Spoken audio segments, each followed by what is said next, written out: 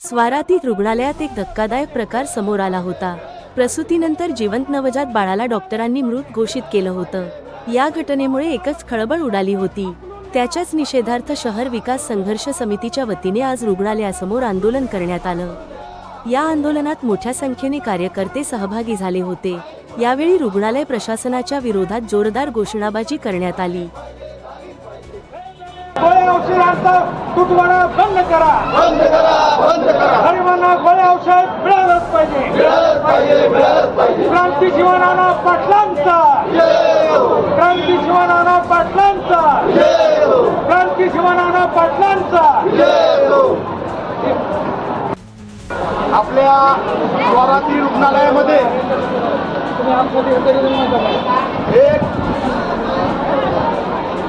एक बालकाला जन्मल्यानंतर डॉक्टरांनी त्याला मृत घोषित केलं आणि मृत घोषित केल्याच्या नंतर त्या बालकाला केज तालुक्यातील होळ येथे त्याला त्याच्या नातेवाईकाकडे देण्यात आलं अंत्यविधीसाठी।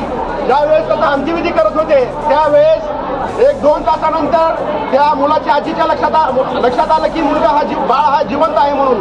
मग परत त्या लेकराला दवाखान्यामध्ये घेऊन आले। आज मला सांगा, या डॉक्टरांच्या हलगर्जीपणामुळे त्या लहान लेकराला परत जीव गमवावा लागला आहे। याला जर जबाबदार कोण असेल तर हे छोटी तोडगे सर आहेत। आज त्यांच्या हलगर्जीपणामुळे आज ही घटना घडलेली आहे। आज ही आपल्या लोकांना लक्षात आलेली आहे। पण अशा घटना आजपर्यंत मोठा माणूस असेल किंवा छोटं बाळ असेल, आजपर्यंत यांच्या डॉक्टरांच्या चुकीमुळे बऱ्याच जणांचा इथं मृत्यू झालेला आहे। आज आपण सर्वसाधारण लोक इथं दवाखान्यात कशासाठी येतो? का तर हा गरिबाचा दवाखाना आहे, इथं आपल्याला व्यवस्थित ट्रीटमेंट होईल। अरे अशी ट्रीटमेंट का? तुम्ही लहान लेकरं जिवंत असताना तुम्ही मेलं म्हणून सांगत आहात आणि तुमच्या चुकीमुळे त्या बालकाला जीव गमवावा लागला आहे। आज या आजी आजोबा ही मला सांगा, या लाईन मध्ये रोज थांबतात, इथं काही सुविधा आहे दवाखान्यामध्ये? कुठली सुविधा नाही दवाखान्यामध्ये। या लोकांना दिवसभर 2-2, 3-3, 5-5 तास चिठ्ठ्या काढण्यासाठी उभा राहावं लागत आहे। तरी सध्या यांची म्हणजे जी यांना योजना पाहिजे, जी यांना व्यवस्था पाहिजे ती होत नाही। दवाखान्यामध्ये ट्रीटमेंटला गेले तर ही नर्स असतील किंवा ब्रदर्स असतील किंवा डॉक्टर असतील, आपल्या आईबापासारख्या वयाच्या लोकांना अरे तुरे बोलतात। ही यांचे संस्कार आहेत का? जे डॉक्टर आहेत इथं, जे प्रायव्हेट त्यांचे दवाखाने आहेत, एकतर त्यांना प्रायव्हेट दवाखान्याचं लायसन बंद करा, नाहीतर त्यांना इथं यांचा भोंगळा कारभार बंद करा। आज नवीन लेकराला यांच्यामुळे जीव गमवावा लागला आहे। याला जबाबदार कोण असेल तर हे छोटी तोडगे सर आहेत। लवकरात लवकर याची चौकशी करून तोडगे सकट सगळ्यांवर गुन्हे दाखल करण्यात यावे, अन्यथा आम्ही अंबेजोगाईमध्ये सगळ्यात मोठा मोर्चा करू। त्या प्रकरणाला जातीयवादी वळण लावण्याचं काम काही इथल्या शहाण्या लोकांनी केलेलं आहे। त्या ठिकाणी काही मागासवर्गीय डॉक्टर महिला आहेत, काही पुरुष आहेत। कुणी जर मुसलमान सापडला तर मग तर लय चांगला आहे, असा जातीवाद इथं सुद्धा चालू झालेला आहे। आलं का लक्षात? परंतु आम्ही माणुसकीच्या बाजूचे माणसं आहेत। आम्ही माणुसकी जिवंत ठेवणार, त्याच्यासाठी आम्ही आमचा जीव देणार। आणि समजा जुलूम जर कायमत राहिला, एक मुलगी रडायला लागलेली आहे, सगळे म्हणतात ते कोणत्या माकड छाप समितीचा अहवाल आलाय आणि तो अहवाल म्हणतो यांना सस्पेंड करा। पहिल्यांदा सस्पेंड करायचं तर मग इथल्या सगळ्या व्यवस्थेला हेड सस्पेंड करा, डीलला सस्पेंड करा, कारण पहिली जिम्मेदारी त्यांची आहे। त्याच्यानंतर इथल्या डॉक्टरला सस्पेंड करा। आणि मागासवर्गीय दिसले, मुसलमान दिसले, कुणी ओबीसी वाले दिसले, गरिबाच्या महिला दिसल्या की त्या सोप्या वाटतात। हे फक्त समाजातच नाही, तिथं सुद्धा तसलंच आहे। तुमच्यासारख्यांचे लेकरं जर इथं शिकायला आले तर त्यांना हे त्रास देणारे इथं 20-20 वर्षानं काही लोक बसलेले आहेत आणि ते कोणाची सेवा करतात? या अंबाजोगाईत जे मोठमोठे लोक आहेत, जे 200-200 किलोचे लोक आहेत, जे 150 किलोचे लोक आहेत, त्या लोकांची सेवा करतात, गरिबांची सेवा करीत नाही. हे धूम पळून त्यांच्या बंगल्यावरती जातात, त्यांना तपासतात. आमचं म्हणणं आहे हा गरिबांचा दवाखाना आहे. क्रांतिसिंह नाना पाटलांनी हा दवाखाना शेतकऱ्यासाठी आणला, मजुरासाठी आणला, खेड्यातल्या माणसासाठी आणला आणि दिल्लीत आवाज त्यांनी उठविला. तुम्हाला माहिती नसेल, ज्यावेळेस आम्ही नागवे अवस्थेत होतो तेव्हा क्रांतिसिंह नाना पाटील इथून निवडून गेले. त्यांनी हा दवाखाना आणला आणि मालक तर भलतेच झाले. इथं त्या डीनच्या भोवती कोणत्या राजकीय पक्षाचे लोक तिथे येतात, दरकून खुर्ची उचलून घेतात आणि बसतात. अरे तुम्हाला अक्कल नावाची गोष्ट नाही. राजकीय पुढाऱ्यांना इथं जी मुलं मुली शिकलेली असतात त्यांच्यापेक्षा कवडीची अक्कल नसलेले माणसं त्यांच्यापुढे त्यांना शांतपण शिकवितात. आणि हे येडे ज्यांना आपण इथं प्रमुख केलं हे माणसं त्या गाढवांच्या गोष्टी ऐकतात. म्हणून जर मागासवर्गीय कुणी डॉक्टर मुलीला सस्पेंड केलं तर तुम्हाला सांगतो काही बी होईल, परंतु या अंबाजोगाईमध्ये तुम्हाला राहणं आम्ही मुश्किल करू. त्याचं कारण असं आहे, कुठला बी राग तुम्ही कुणावरती काढता. ही एक व्यवस्था आहे, ती व्यवस्थेतून ते घडलेलं आहे. हे होऊ नये आमचं म्हणणं आहे की दवाखान्यामध्ये सुधारणा झाल्या पाहिजेत आणि त्या सुधारणा व्हायच्या असतील ते बाळ गेलं त्याला आपण श्रद्धांजली व्हायला पाहिजे. गरिबांचं कुणी नाही आता देशात कुणीच नाही. तुम्हाला माहिती आहे का इतकं का घडायला इथं तुमचा गर्दा का व्हायला? 100 डॉक्टरची कमी आहे, 200 चपराशाहीची कमी आहे, 300 नर्स कमी आहेत. हे कुणाचं काम आहे? हे कुणा केलं पाहिजे मामा? सरकारने डॉक्टर नेमले पाहिजेत. सरकार नेमताय कुणाला? अडाणीच्या घशात घालायचं. हे दवाखाना सुद्धा काही दिवसाला विकतील आणि कुणातरी पैसेवाल्याचे लोक इथं येतील आणि तुमच्या सवलती बंद होतील. लक्षात ठेवा. तुम्ही जागी व्हा. तुमच्यासाठी दवाखाना आलाय. कोण्या जागीरदारासाठी हा दवाखाना आलेला नाही.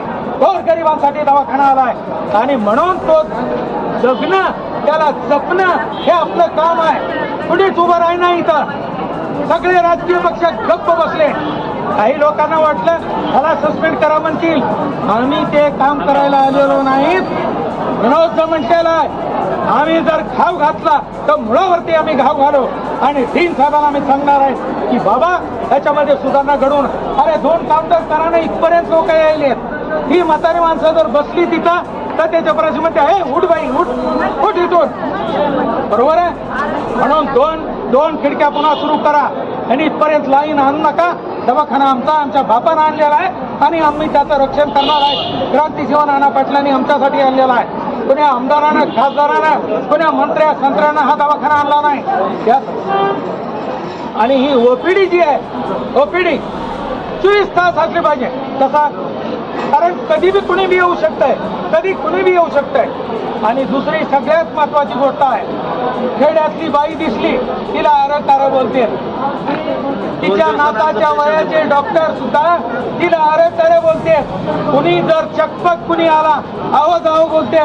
त्याच्या लोकांचे ठेवलेले कुत्रे जे आहेत तिथून हकलून दिले पाहिजेत आणि गरिबांसाठी बांधील माणसं त्या ठिकाणी आली पाहिजेत. आणि म्हणून त्या घटनेचा मी तीव्र निषेध करतो.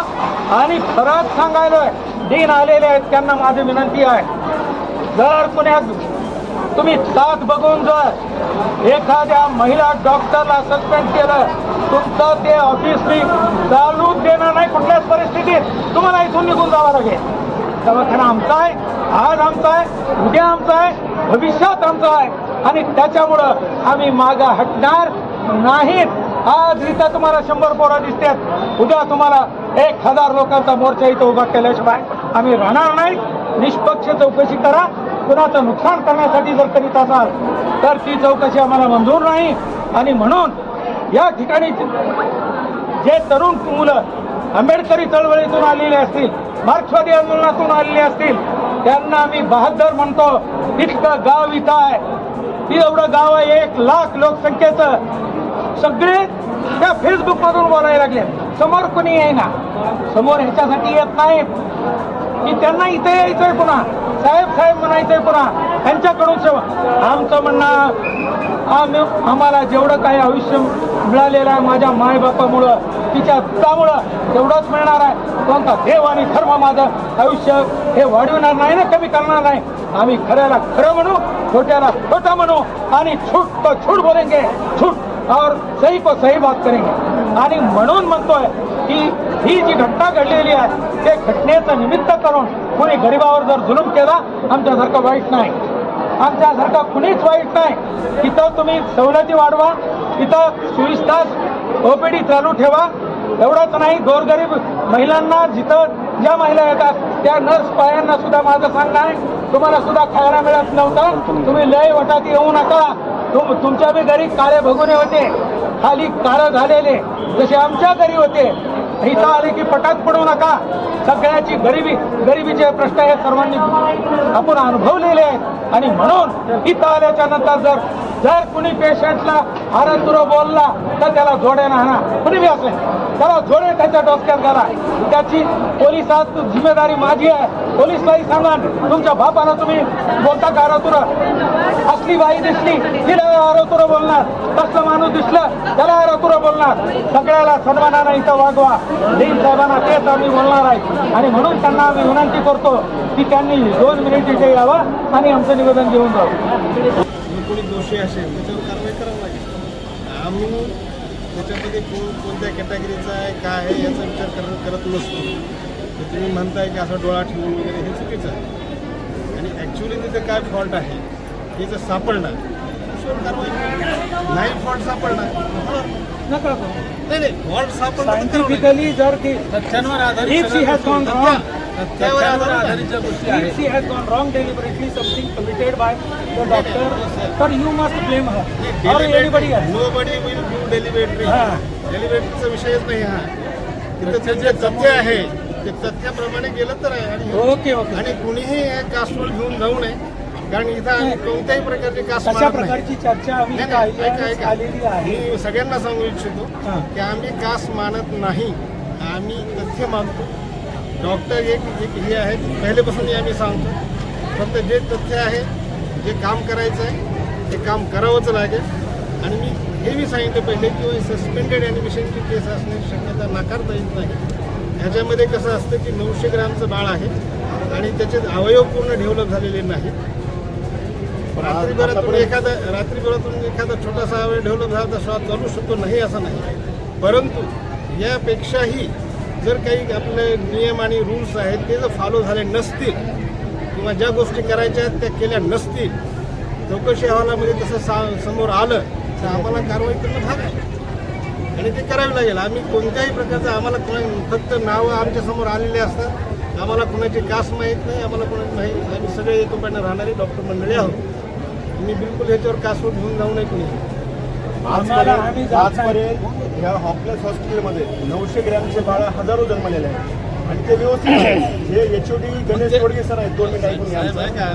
तुम्ही तुमचं नंतर सांगा, आमचं पण ऐकून घ्या. जे गणेश तोडगे HOD आहेत त्यांनी स्टेटमेंट काय दिलंय की कमी कालावधीमध्ये बाळ जन्मलं आणि ते 900 ग्रॅम असल्यामुळे असा प्रकार घडला. म्हणजे आजपर्यंत इथं हजारो लेकरं जन्मलेत, काचामध्ये ठेवलेत, ते लेकरं वाचले. हे मुलगा 2 घंटे जर ह्यांनी जर व्यवस्थित ट्रीटमेंट केली असती त्याची तर आज तो बालक जिवंत असता. त्या 2 घंट्यामध्ये त्याला तिकडे अंत्यविधीसाठी घेऊन गेले, त्याच्यामध्ये त्याचा कालावधी गेला. तिथं त्यांना लक्षात आलं की तो बाजू जिवंत वाजू आहे. नका ना, बघा ना, बघा दोन्ही ना. बाजू नका वाजू. ना, वाजवायला नाही, मला काय म्हणायचं आहे का? आम्ही डोक्यात नाही, घेऊन ऐका. आलो नाही सर, एक आम्ही मिनिट आंदोलक ऐका. आहेत. आम्ही तमाशावाले नाहीत, सर, ढोलकी आम्ही घेऊन यायला सांगायला- वाजवायला. ऐका ना. आम्ही तुम्हाला प्रश्न विचार ऐका, सांगायला ऐका, लागलो मला काय आम्ही. म्हणायचं, सर, पण ते तुमचं- ढोलकी नाही, नाही, वाजवायचा असं प्रश्न नाही. नाही. कारवाई बी करू नका म्हणतात. कारवाई बी करा म्हणून. कारवाई कोण म्हणलं करू नका? आता तुम्ही म्हणले की कुणावर डोळा ठेवून करू नका. डोळा ठेवून नका.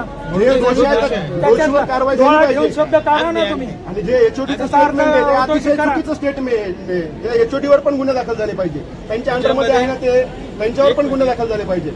एक मिनिट, मला हे म्हणायचं आहे जे नियम आहेत ते फॉलो झाले पाहिजे. जर खाली जो कोणी XYZ काम करणारा असेल त्यांना आपल्या वरिष्ठांना कळवावं लागतं. जर कळवलं गेलं असेल तर त्यांच्यावर कारवाई, कळवलं गेलं नसेल तर त्यांच्यावर होणार नाही. कळवलं नसेल तर कसं आहे नको.